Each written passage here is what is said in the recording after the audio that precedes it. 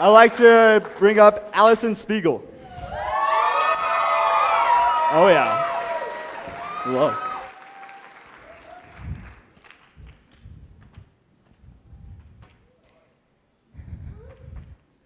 Kids love worms. And they don't just love worms. They love getting their hands messy. They love playing in the dirt and in the grass. And they love looking for all sorts of small bugs and worms. When they find the worms, they love making houses for them. Or do they? Is this really the case? I want to challenge the idea that all kids love worms. Some might think that all kids are into drawing, all kids like candy, all kids like playing sports. But in reality, this isn't true for everyone. All kids have different interests, experiences, and ways of learning, but all kids have curiosity. Hi, my name is Alison Spiegel, and for my SLE, I spent time with 2 different organizations.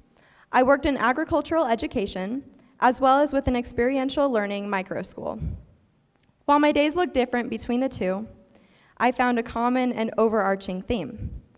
That would be how crucial it is to provide education and learning with no limits to all kids.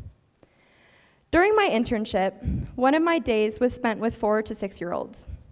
I spent this time allowing the students to get their hands dirty and experience the soil and that resides within it in ways that were engaging to students as their own individuals. We provided magnifying glasses along with soil samples and left no other instructions to aid the search. This was after my expert and I gave a mini lesson on the basics of worms. We talked about what they are, what they do for the earth, what they eat, why they're important, why we should protect them, and how we should protect them. You kind of get the idea. While the students explored the matter, my expert and I didn't point out everything about the worms. Instead, the kids experienced it themselves. The kids were thinking about it, and most importantly, the kids were asking questions. In brief, we provided them with important and understandable information about the beings that were soon to be right in front of them, and then allowed their minds and curiosity to be the true driving factor to their own learning. Some of the kids loved getting their hands dirty and digging through the soil and looking for the worms. And once they found them, they were ecstatic. They held them so carefully and showed all of their friends and pointed them out. But not every student was keen on holding the worms or digging through the soil. Some viewed the worms as like, whoa, super cool. And then there were others that were like, that's pretty icky. Many were excited to experience the movements of the creature as it moved in their hand. But like I said earlier, not all of the kids I worked with loved worms, and that was okay. Those that wanted nothing to do with their hands holding the slimy worms still participated. The kids that didn't want to physically touch the beings were intently paying attention and peering over their friends' shoulders. They were asking so many questions, and they were participating in a way that might have looked different to those that were actually holding them, but in a way that was just as valuable. These kids were experiencing it. These kids were thinking about it, and these kids, again, were asking questions. That's what learning without limits is. Why put a boundary on the way students should learn? Why do we think the only way to teach children is by giving them a strict structure? I also worked with middle schoolers during my internship. They had already established projects that they'd been working on when I showed up. These projects were super open-ended. And to give some insight into how open-ended they were, the project topics ranged from things like fashion to the Sand Creek Massacre to service dogs to LGBTQ rights. The task? Research deeply on a topic that intrigues the student, put together a timeline, and present their findings in an authentic way to the student and to their project. Over my short time with this school, I truly understood why limits on learning should be removed.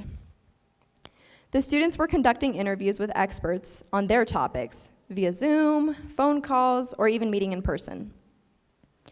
The students each displayed their timelines using different media, and the same was true for their final products, which I sadly wasn't able to see come fully together. But because of the extensive work that they put into learning and creating, they became their own experts in their topics. This, too, is what I mean by learning without limits. The teachers at the school were also there for support and resources to guide the students.